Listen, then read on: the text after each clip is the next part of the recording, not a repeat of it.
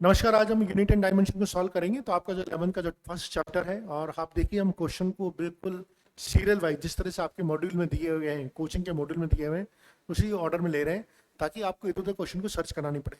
तो पहला क्वेश्चन है कि विच of the following system of unit is not based on the unit of mass, length and time. तो आपको मालूम होना चाहिए फंडामेंटल क्वांटिटीज होती है, और फंडामेंटल क्वांटिटीज पर बेस्ड जो सिस्टम्स है वो आपके मॉड्यूल में दिए हुए हैं, CGS, FPS और MKS। ये फंडामेंटल क्वांटिटी के ऊपर बेस्ड है।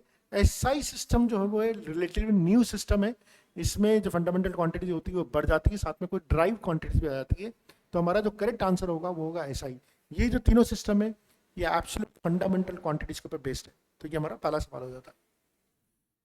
विच of the following is not a fundamental physical quantity. हमें मालूम है कि मास, टेम्परेचर, लेंथ ये सब फंडामेंटल क्वांटिटीज हैं। SI सिस्टम से हिसाब से टेम्परेचर भी फंडामेंटल क्वांटिटी, और डेंसिटी है ड्राइव क्वांटिटी। बिकॉज डेंसिटी को अपन बोलते हैं मास अपॉन वॉल्यूम। ठीक है, तो मास का मतलब हो गया m1 और वॉल्यूम का मतलब हो गया L3। So this is m1L-3। So that's why this is a derived quantity. So density is the correct answer. Which of the following is not the name of a physical quantity? इसमें से कौन सी physical quantity नहीं है? देखिए, impulse, energy, density ये सब physical quantity. Kilogram तो unit होती है, ये फिजिकल क्वांटिटी क्यों होती है? फिजिकल क्वांटिटी तो मास होती है। तो फिजिकल क्वांटिटी तो मास होगी और उसकी यूनिट किलोग्राम होगी। So obviously correct answer is this. Which of the following not a unit of time? तो microsecond unit of time, lunar month unit of time, leap year सबको मालूम है कि लीप ईयर में कितने दिन होते हैं? 366 डेज होते हैं। लाइट ईयर, इसके पीछे भी ईयर लिख रहा है, लेकिन लाइट ईयर टाइम का यूनिट नहीं है, लाइट ईयर है डिस्टेंस का यूनिट। लाइट ईयर का मतलब होता है कि लाइट को लाइट ईयर का मतलब है कि distance travel by the light in 1 year. Light रे एक साल में जितनी डिस्टेंस ट्रेवल करती है उसको हम लाइट ईयर बोलते हैं। So it's a measure of distance, it is not a measure of time. याद रखिए, बहुत अच्छा सवाल है। Unit of energy in the SI system is, I think ये तो बिल्कुल सिंपल है, जूल, है ना? ये तो पता ही होना चाहिए सबको कि जूल होता है SI सिस्टम में। इन SI system the unit of temperature is kelvin, ये भी पता होना चाहिए। SI सिस्टम के अंदर में टेम्परेचर को अपन केल्विन में लेते हैं। SI unit of momentum, momentum होता है, आप पढ़ेंगे आगे जाके, मास इंटू वेलोसिटी। मास की डायमेंशन होती है m1, वेलोसिटी डायमेंशन होती है L1T-1। ठीक है, सो अगर आप इसको मेजर करेंगे, मास की यूनिट kg, इसकी यूनिट मीटर, सेकंड टाइम की यूनिट सेकंड, सो kg मीटर पर सेकंड, ये SI यूनिट ऑफ मोमेंटम हो गया।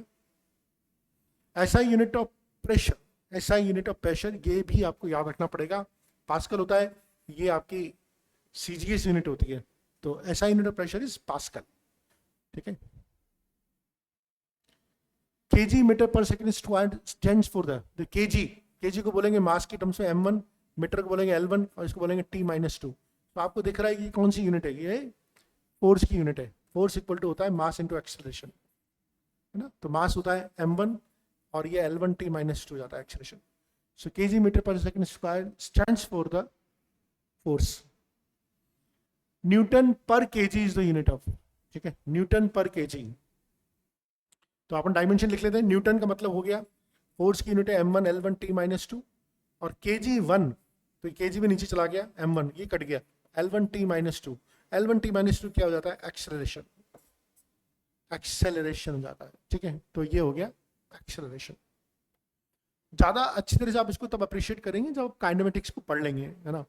अगर आपको यूनिट डायमेंशन 11th में है और आपको पहली बार पढ़ने को मिल रहा है, तो आप बहुत सारी चीज़ों को कनेक्ट नहीं कर पाएंगे, बिकॉज आपको उनके फॉर्मूले नहीं मालूम है। तो मैं ये मानता हूँ आइडियली कि ये चैप्टर आपको सबसे लास्ट में पढ़ाना चाहिए फिजिक्स में, पर ठीक है, हर एक इंस्टीट्यूट की अपनी अपनी पॉलिसी होती है। पर अगर आप इसको पढ़ रहे हैं तो आपको थोड़ा बहुत काइनेमेटिक्स का आइडिया होना चाहिए। If the unit of length is micrometre and the unit of time is micro second, देखिए लेंथ माइक्रोमीटर है, टाइम भी माइक्रो सेकेंड है। यूनिट ऑफ वेलोसिटी, हमें मालूम है कि वेलोसिटी की जो यूनिट होती है वो होती है मीटर पर सेकेंड, है ना? अब आप उन्होंने बोला है कि भाई मीटर नहीं हो के माइक्रोमीटर हो, कोई बात नहीं, तो माइक्रोमीटर हो जाएगा 10⁻⁻6 मीटर हो जाएगा। ये सेकेंड 10⁻⁻6 सेकेंड हो जाएगा। अगेन अभी भी मीटर पर सेकेंड ही रहेगा और कट जाएगा, तो जो आंसर आएगा अभी भी मीटर पर सेकेंड ही आएगा। ठीक है, और कुछ नहीं आएगा। यूनिट ऑफ पावर, पावर क्या होती है? पावर इक्वल टू होता है energy by time, energy by time. और पावर की यूनिट होती है किलोवाट। वाट या किलोवाट ये पावर की यूनिट होती है। किलो के डब्ल्यू एच एनर्जी की यूनिट होती है। के एनर्जी की यूनिट होती है, ठीक है। किलोवाट आवर, अभी पिछले सवाल में बताया था, kilowatt hour is a unit of energy. Electrical charge की यूनिट गुलाम होती है, ठीक है। पावर की यूनिट तो अपने डिस्कस किया था, वाट किलोवाट होती है। फोर्स की यूनिट न्यूटन होती है, ठीक है। 1 nanometre is equal to 1 nanometre. Nanometre का मतलब क्या हो जाएगा? 10⁻⁹ ये नैनोमीटर हो जाएगा। अच्छा, ये तो आंसर ही नहीं है, तो हमें सेंटीमीटर वाला आंसर देखें, शायद ये मैच करता हो। और 10⁻⁹ 1 मीटर में होता है 10 स्क्वायर सेंटीमीटर। इसको ऑल सिंप्लीफाई करा तो 10⁻⁷ centimetre. Third answer. The unit nanometre, fermi, angstrom and attometre arrange in a descending order. Descending order की बात कर रहा है ये। सबसे पहले अपन बात करते हैं नैनोमीटर। नैनोमीटर क्या होता है? 10⁻⁹ ये पता होना चाहिए, ठीक है। डिसेंडिंग ऑर्डर की बात कर रहे हैं। उसके बाद आता है एंगस्ट्रॉम। एंगस्ट्रॉम होता है 10⁻⁻10। फिर आता है हमारा फर्मी। फर्मी क्या होता है? फर्मी होता है हमारा 10⁻⁻15। और एटोमीटर, एटोमीटर जो न्यूक्लियस की रेडियस को मेजर करने के काम आता है, वो होता है 10⁻18। आप डिक्रीजिंग ऑर्डर देखेंगे, डिक्रीजिंग ऑर्डर मतलब सबसे बड़ा पहले, सबसे छोटा सबसे बाद में। तो नैनोमीटर, एंगस्ट्रॉम, देखिए कौन सा आंसर है? Nanometre, angstrom, fermi, attometre, third answer है। डिक्रीजिंग ऑर्डर में जाना, याद रखिए, जल्दबाजी मत कर देना क्वेश्चन में। Which is the correct unit for the measuring the nuclear radii? देखिए न्यूक्लियस की रेडियाई चेक करनी है ना। न्यूक्लियस की रेडियाई चेक करनी है। और हमारे पास दो चीजें हैं। मिलीमीटर तो बहुत बड़ी यूनिट हो जाएगी, इसका तो अपन मेजर नहीं कर सकते। माइक्रोन भी बहुत बड़ी यूनिट हो जाएगी, इससे मेजर नहीं करेंगे। एंगस्ट्रॉम होता है 10⁻⁻10, ठीक है। और फर्मी होता है 10⁻⁻15, ठीक है। एंगस्ट्रॉम भी काफी बड़ी यूनिट हो जाएगी, फर्मी से ही चेक कर पाएंगे, बिकॉज न्यूक्लियर की रेडियस होती है, उसका जो ऑर्डर होता है वो फर्मी की ऑर्डर का ही होता है, इसलिए हम इसी से चेक करेंगे। Which of the following is usually a derived quantity? Obviously velocity is a derived quantity generally, हमेशा नहीं होता, जनरली। मास, लेंथ, ये अपन फंडामेंटल लेके चलते हैं, ठीक है। Density can be express as a derived quantity in terms of which of the following? Density equal to क्या होता है? Mass upon volume. तो आप किससे मेजर कर लेंगे? और वॉल्यूम क्या होता है? लेंथ। वॉल्यूम क्या होता है? लेंथ। तो बेसिकली लेंथ एंड मास, बाकी तो आएगा नहीं। लेंथ एंड मास से अपन चेक कर सकते हैं इसको। विच of the following sets can not enter into the list of fundamental quantities in any system of mass? बहुत अच्छा सवाल है, बहुत ही अच्छा सवाल है। इनमें से ऐसी कौन से सेट्स है जो फंडामेंटल क्वांटिटीज में एंटर नहीं कर सकते? देखिए, लेंथ, टाइम और मास तो फंडामेंटल क्वांटिटीज होती है, तो ये तो हमेशा एंटर कर सकते हैं, इनमें तो कोई डाउट ही नहीं होगा, है ना। तो ये तो आंसर हो ही नहीं सकता। कैन नॉट एंटर, ये तो फंडामेंटल क्वांटिटीज यार, हमें पता है, हम इतना टाइम से पढ़ते हुए आए। अब हमारी समस्या ये है कि सर इसमें क्या प्रॉब्लम है? क्या ये एंटर कर सकता है, नहीं कर सकता? क्या ये एंटर कर सकता, नहीं कर सकता? देखिए, लेंथ, मास एंड वेलोसिटी को देखते हैं। लेंथ, मास और वेलोसिटी देखते हैं। लेंथ फंडामेंटल क्वांटिटी, मास फंडामेंटल क्वांटिटी। क्या हम वेलोसिटी को भी फंडामेंटल क्वांटिटी कंसीडर कर सकते हैं? Let's write, velocity equal to क्या होता है? अच्छा, अगर हम हाँ, वेलोसिटी इक्वल टू क्या होता है? L/T। Velocity equal to L/T होता है, हमें मालूम है, ठीक है। और अगर मैं T इक्वल टू, यानी कि टाइम को मैं वेलोसिटी की फॉर्म में एक्सप्रेस कर सकता हूं, तो this can also be considered as a fundamental quantity. लेकिन अगर हम इसी की बात करें, length, time and velocity, length, time and velocity में, वेलोसिटी के अंदर में लेंथ और टाइम दोनों आता है, तो this can not be considered as a fundamental quantity. उसका करेक्ट ऑप्शन जो होगा वो ये होगा, जैसा फर्स्ट का था वैसा ही थर्ड का हो जाएगा, इसमें कोई चेंज नहीं होगा। Velocity equal to length by time है, तो टाइम इक्वल टू हो जाएगा लेंथ बाई वी। यानी कि मैं टाइम को वेलोसिटी की फंडामेंटल क्वांटिटी की फॉर्म में एक्सप्रेस कर सकता हूं, इसलिए पहला मेरा सही नहीं है, इसलिए मेरा फोर्थ भी सही नहीं होगा। ओनली ये जो होगा लेंथ अपॉन टाइम, क्योंकि वेलोसिटी लिखूंगा लेंथ अपॉन टाइम, और लेंथ और टाइम दोनों ही फंडामेंटल क्वांटिटी है, तो इसको मैं कैसे एक्सप्रेस करूंगा? मैं इसको एक्सप्रेस नहीं कर सकता। The density of liquid is 1000 kg per metre cube, value in CG system पूछिए। तो देखिए 1000 kg, हमें मालूम है सीजी सिस्टम में क्या होता है, ग्राम पर सेंटीमीटर क्यूब होता है। तो केजी के अंदर कितने ग्राम हो जाएंगे, 1000 ग्राम। सेंटीमीटर क्यूब, मीटर क्यूब आएगा, 1 मीटर के अंदर 100 सेंटीमीटर, यानी 10⁶।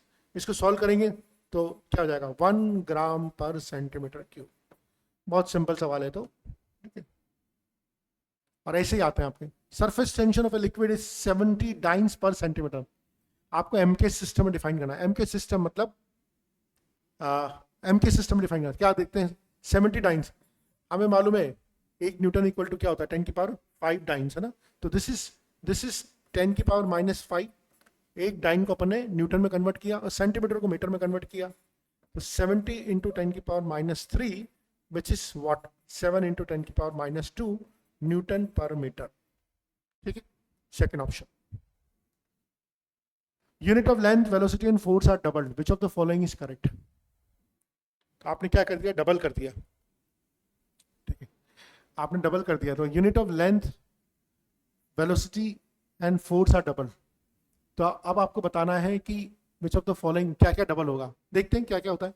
अब फोर्स इक्वल टू क्या होता है, mass into acceleration.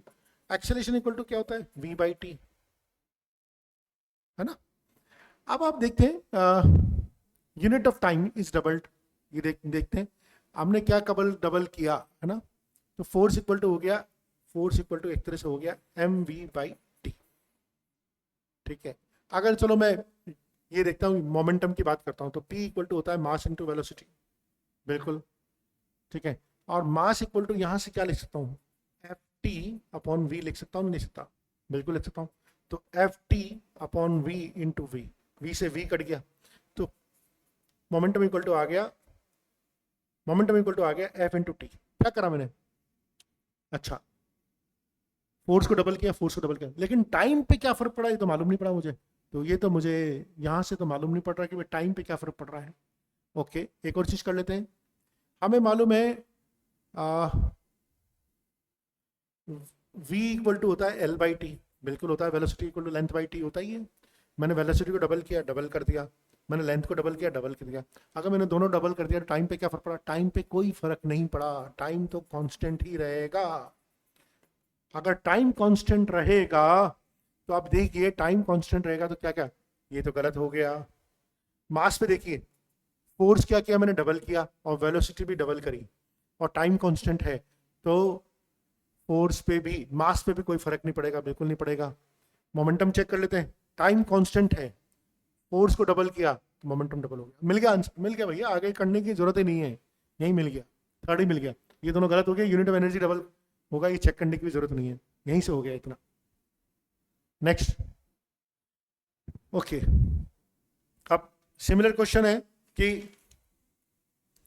Unit of length, velocity and force are half, half कर दिया जाए तो unit of power will be, ठीक है। तो पावर इक्वल टू क्या होता है, एनर्जी बाई टाइम होता नहीं होता, एनर्जी बाई टाइम होता है। अच्छा, एनर्जी की डायमेंशन क्या होती है, m1L2 T-2 अपॉन T1, ये भी आपको सबको पता है। अब ये क्या हो जाएगा, m1L2 T-3, ये पावर हो जाएगा। आपने क्या किया, आपने लेंथ, वेलोसिटी और फोर्स को हाफ किया है, आपने लेंथ, वेलोसिटी और फोर्स को हाफ किया है। तो अब हमें देखना पड़ेगा मास पे क्या इंपैक्ट पड़ेगा, टाइम पे क्या इंपैक्ट पड़ेगा, लेंथ का तो इंपैक्ट आ ही रहा है, तो हम निकाल लेते हैं, ठीक है। चलिए, वेलोसिटी सबसे पहले बात करते हैं। वेलोसिटी, वेलोसिटी इक्वल टू क्या होता है, L/t होता है, वेलोसिटी इक्वल टू L/t होता है, ठीक है। अब मैंने क्या किया, वेलोसिटी को हाफ किया, नहीं वेलोसिटी को हाफ नहीं किया, लेंथ को मैंने हाफ किया, लेंथ को हाफ किया है, तो वेलोसिटी पे क्या फर्क पड़ेगा वो इससे मुझे नहीं मालूम पड़ रहा, ठीक है, वो मुझे इससे नहीं मालूम पड़ रहा। फोर्स की बात कर लेता हूँ, चलो मैं फोर्स की बात कर लेता हूँ। फोर्स इक्वल टू क्या होता है, m1L1 T-2। अगर मैंने फोर्स को हाफ किया है, फोर्स को हाफ कर दिया, मास पे तो कोई बात ही नहीं कर रहा, मास तो सेम है मेरा, फोर्स को हाफ कर दिया, लेंथ हाफ हो जाएगी, मास मेरा कांस्टेंट है, लेंथ मेरी हाफ हो जाएगी, लेंथ को मैंने हाफ किया हुआ है, तो टाइम पे भी कोई फर्क नहीं पड़ रहा। तो आप देख सकते हैं मास और टाइम पे कोई फर्क नहीं पड़ रहा, यानी कि मैंने अगर लेंथ हाफ करी है, पावर हो जाएगी L², यानी कि 1/4 हो जाएगी, 1/4, ये मेरी पावर हो जाएगी। एट डायमेंशनलेस क्वांटिटी, देखिए डायमेंशनलेस क्वांटिटी क्या हो सकती है, जितने भी रेशियोज होते हैं सबके सब डायमेंशनलेस क्वांटिटी होते हैं, है ना। एफिशिएंसी जो होती है, रेशियोज जो होते हैं वो सब डायमेंशनलेस क्वांटिटी होती है, लेकिन it may have a unit. Angle, angle की बात करते हैं, angle is also dimensionless quantity, लेकिन एंगल की यूनिट होती है वो होती है radian. So it may have a unit. और लास्ट क्वेश्चन है अ यूनिटलेस क्वांटिटी। अगर कोई क्वांटिटी यूनिटलेस है, अगर कोई क्वांटिटी यूनिटलेस है, ठीक है, तो उसकी डायमेंशन क्या होगी, m0, l0 और t0, ठीक है। And it will never has a non zero dimension. इसका मतलब क्या होगा, इसकी हमेशा जीरो डायमेंशन होगी। It will always have a zero dimension. So may have a non zero dimension, नहीं, गलत। Always had a non zero dimension, गलत। और never has a non zero dimension, इसकी हमेशा ही जीरो डायमेंशन होगी। एक यूनिटलेस क्वांटिटी की हमेशा ही जीरो डायमेंशन होगी। सो ये हमारे 25 क्वेश्चन है यूनिट डायमेंशन की, जो हमने यहाँ पर सॉल्व करने की कोशिश करी है, ठीक है। आप अपना जरूर फीडबैक दीजिएगा। Thank you.